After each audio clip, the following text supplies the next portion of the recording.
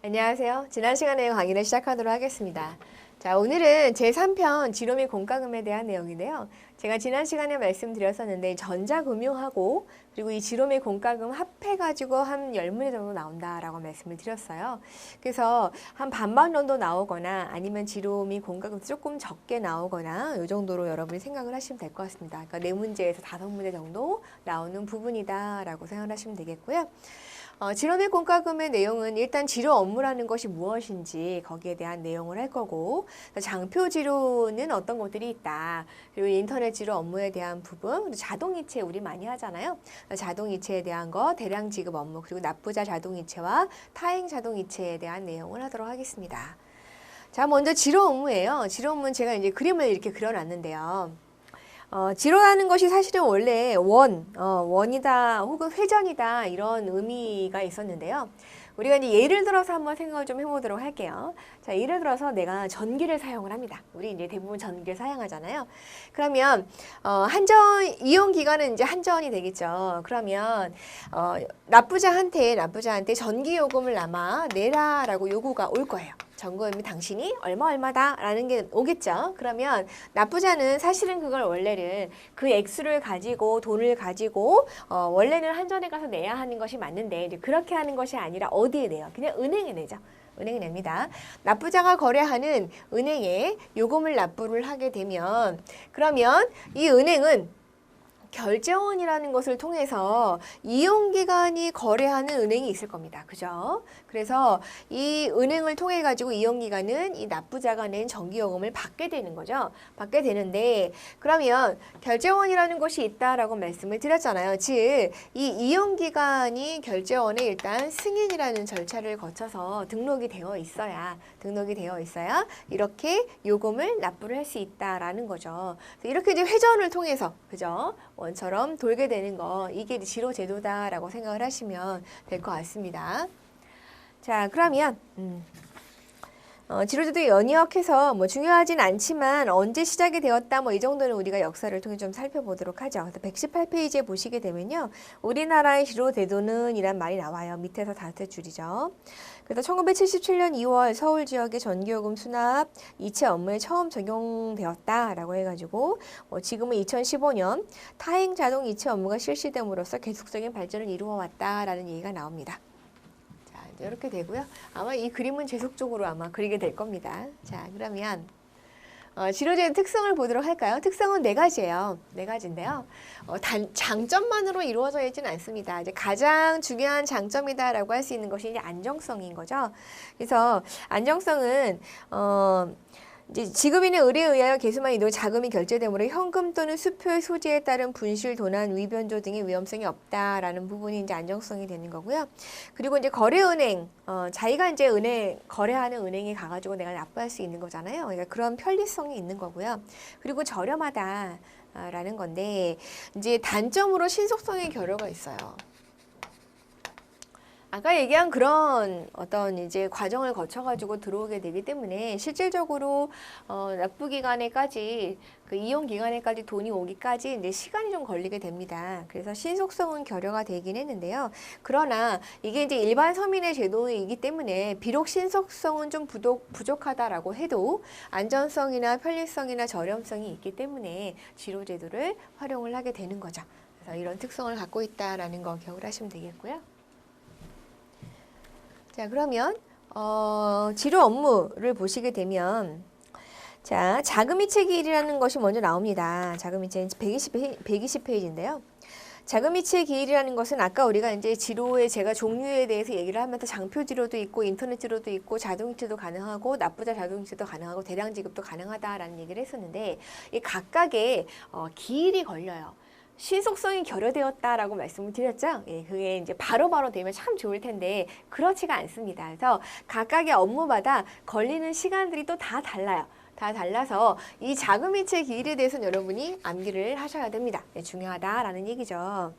자, 그러면 먼저 장표지로예요. 내가 이제 신문대금 같은 경우는 우리가 왜 지로 용지가 아예 오잖아요. 그거를 가지고 납부하는 경우 뭐 이렇게 생각을 하시면 될 것 같아요. 그래서 장표지로는 수납일로부터 2영업일, 제가 T+2라고 썼죠. 수납일도 2영업일이고요. 장표지로 중에서 표준 OCR 장표라는 게 있습니다. 뒤에서 장표지로 업무를 자세하게 하면서 얘기를 할 거예요. 또 이 표준 OCR 장표의 경우는 3영업일이 걸린다라는 얘기고요. 인터넷은 빠를 것 같지만 사실 그렇지가 않아요. 그래서 인터넷으로도 역시 2영업일이고 지방세의 경우는 7일이 걸립니다. 굉장히 오래 걸리죠. 그리고 자동이체, 왠지 바로 빠져나가니까 금방금방 될 것 같지만 이 자동이체는 T+3 또는 T+7이라고 나오는데 이렇게 3영업일이 걸리는 게 있고 7영업일이 걸리는 이유는 뭐냐면 이 수수료의 차이 때문입니다. 그래서 여러분 제 120쪽에 보시게 되면 이 표 바로 위에 예를 들어 자금이체 기일이 7영업일인 자동이체는 자금이체 기일이 3영업일 자동이체보다 지로 수수료가 낮게 책정되고 있다라고 얘기합니다. 그래서 얘가 아무래도 수수료가 낮은 거겠지. 얘는 수수료가 좀 센 거고요. 수수료에 대한 얘기는 좀 이따가 요걸 하고 확인하고 난 다음에 말씀을 드릴게요. 자, 그 다음 납부자 자동이체라는 것이 있습니다. 이건 출금일 다음 영업일이기 때문에 1일이 걸리고요. 대량 지급도 1일이 걸리다라는 얘기입니다. 자, 그럼 우리 아까 그렸던 그림을 한번 기억을 좀 해보도록 할까요? 아까 그렸던 그림이, 자, 여기가 이제 이용기간이 있었어요. 그죠? 이용기간이 있었고요. 근데 여기 납부자가 있습니다. 납부자가 있죠. 자, 그러면 납부자가 이제 은행. 여기도 은행이 있는데, 이 은행에서 이제 이용기관한테 주는 거죠. 그럼 중간에 이제 결제원이라는 것이 있었다. 이렇게 있었죠. 자, 이렇게 되는 건데요. 그러면 수수료라는 부분이 어떻게 되느냐. 121쪽입니다. 121쪽에 보면 지로 업무를 이용하는 기관 및 고객에는 원칙적으로 지로 이용 수수료를 부과한다. 그래서 지로 이용 수수료는 이용기관이 부담하는 지로 수수료와 납부자가 부담하는 고객 수수료로 구분한다. 즉 납부자가 이 지로 업무를 사용을 할 때 모든 업무에 되는 건 아니에요. 예를 들어 납부자 자동이체라든가 이렇게 본인이 신청하는 경우에는 그럴 때는 수수료를 은행에 내게끔 되거든요. 이게 이제 고객 수수료예요. 납부자가 내는 거죠. 그러면 내가 내야 할 금액에다가 플러스해서 수수료를 더해가지고 이제 은행에 납부를 하게끔 되는 거죠. 그런데 이 이용기간의 경우에는 지로 수수료라는 걸 냅니다. 그래서 이 경우는 모든 업무에 다 내게끔 되어 있는데요. 이걸 어떻게 하느냐. 이용기간이 따로 계산을 해가지고 은행한테 내는 것이 아니라 은행의 이용기간에 납부자가 낸 금액을, 그죠? 이용 금액이죠. 이용 금액을 줄 때 지로 수수료를 차감하고 은행에 지급을 하게 됩니다. 이 지로 수수료는 이용기관이 내게 되는 수수료를 얘기를 하는 거고요. 그래서 이 수수료의 경우는 사실은 금융기관에, 즉 은행의 수입으로 보게 되는데요. 그래서 결제원이 정하는 것이 아니에요. 이 수수료는 또 금융기관이 자율적으로 결정을 하게 된다. 만약 결제원이 정한다라고 하게 되면 틀린 게 되는 거죠. 그래서 이렇게 하게 된다. 이것이 이제 수수료다라는 얘기입니다.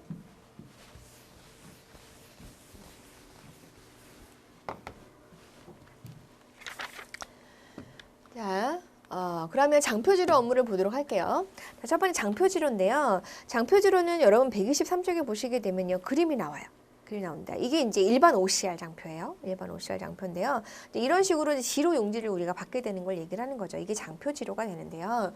장표지로 업무란 122쪽의 맨 위에 결제원으로부터 장표지로 이용을 승인받은 이용기관이 지로장표를 이용하여 고객으로부터 대금을 수납할 수 있는 지로 업무의 가장 기본적인 형태이다. 그래서 승인을 받게 되면 지로번호를 부여받습니다.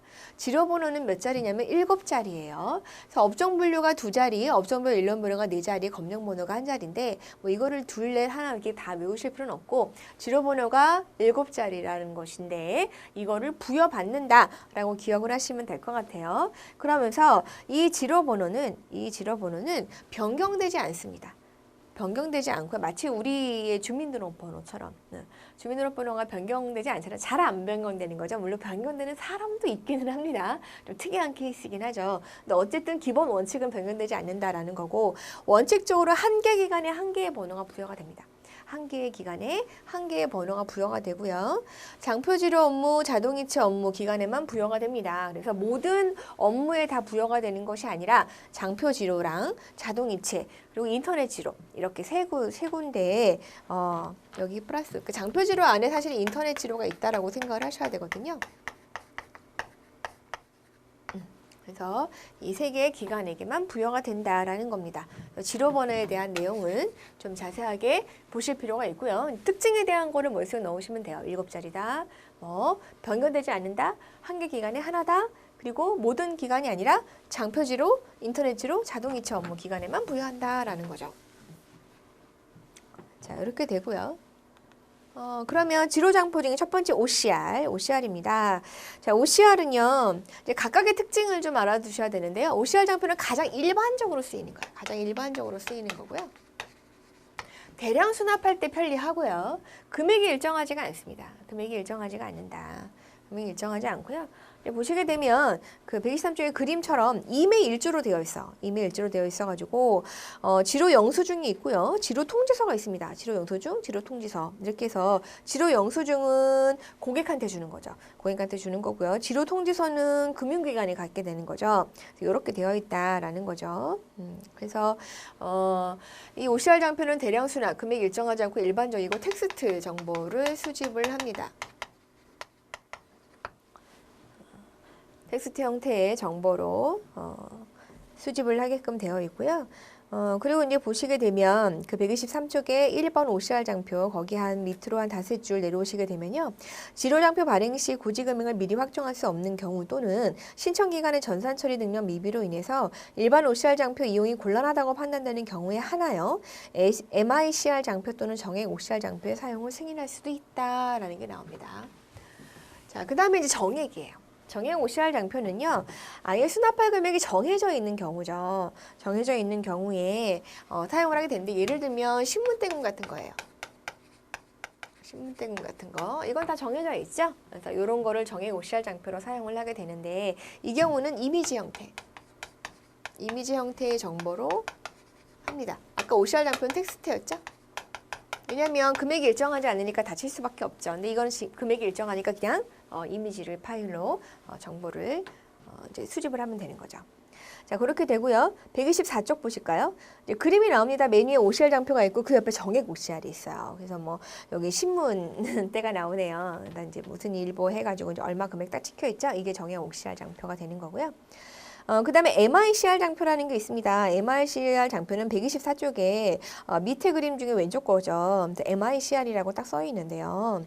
그래서 이거는 납부자가 납부할 금액 및 납부자 내역을 직접 수기로 기재하는 거예요. 예를 들면 어떤 거냐면 직접 수기로 기재해야 되니까 뭐 기부금이라든지, 그죠? 기부금이라든지 아니면 후원금. 이런 거는 내가 얼마를 낼지 본인이 결정을 하는 거잖아요. 그죠? 얼마를 주세요라고 할 수는 없는 거니까. 그래서 그런 부분에 대한 거를 본인이 직접 수기로 기재를 하는 거를 MICR 장표다라고 얘기를 하고요. 이 경우는 이미지 형태의 정보로 제공이 됩니다. 자, 그 다음에 전자납부 전용장표라는 게 있어요. 이건 좀 특이한데요. 이제 맨 밑에 보시기에는 뭐 학원 수강료 지로 고지서 뭐 이렇게 써 있죠. 그래서 이제 이건 확인용이다라고 생각하시면 되는데 일종의 고지서다라고 생각하시면 될 것 같아요. 그래서 이 전자납부 전용 장표는요, 전자조회 수납 서비스 이용 기간만 사용이 가능하고요. 일매 일조인데 OCR 장표나 정액 OCR 장표, MICR 장표 중에서 하나를 동시에 이용할 수 있다라는 겁니다. 이건 텍스트 형태로 정보가 제공이 되고요. 자, 그 다음에 표준 OCR 장표라는 게 있습니다. 표준 OCR 장표는 125쪽에 나와 있는데요. 이제 국민연금공단께 나와 있네요. 그죠? 그래서 이거는 특징적으로 4개 기관만 사용이 됩니다. 어디냐면 KT하고 한국전력공사하고 국민건강보험공단, 국민연금공단 이것만 표준 OCR 장표를 사용을 하게 되는데 여기는 지로번호가 아니라 분류코드를 사용을 해요.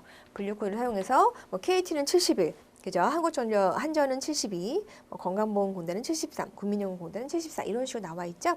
그래서 이제 지로번호가 아니고 분류코드고 대량 수납에 유리하게 효율적으로 사용되는 표준 OCR 장표라는 것이 있습니다.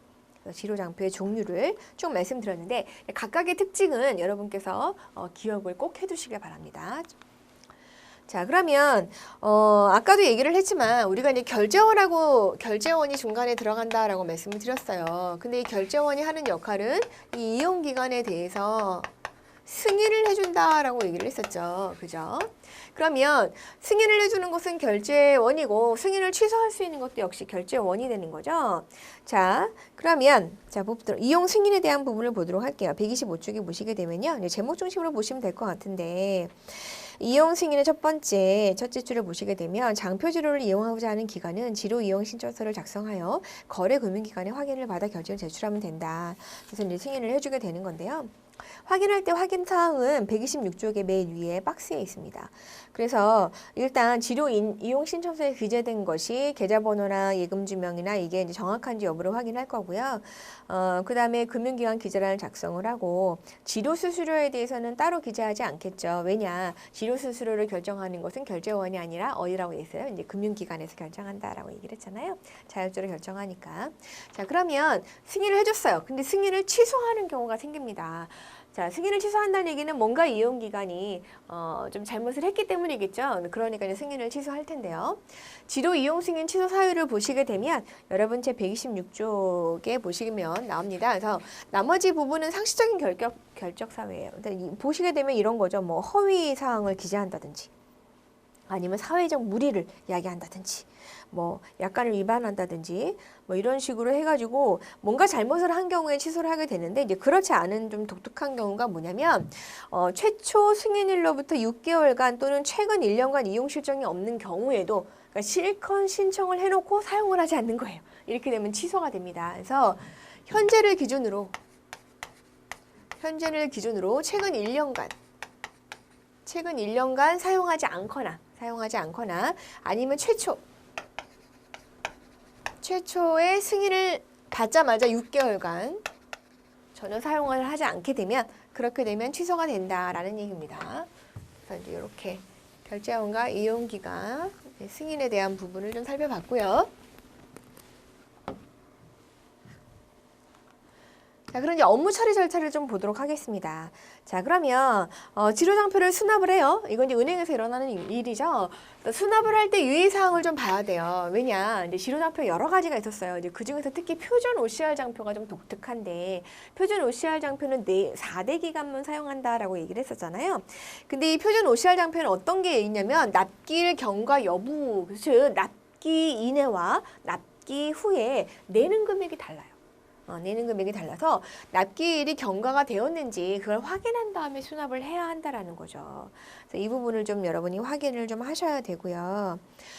그 다음에 이제 지료대금을 내면서 수표를 내는 경우가 있을 거예요. 그죠? 수표를 낼 때 다음 영업일에 자금화되는 수표를 한정하여 수납한다. 즉 다음 영업일 2일에 현금화되는 것이 이제 타액 발행 수표였었죠.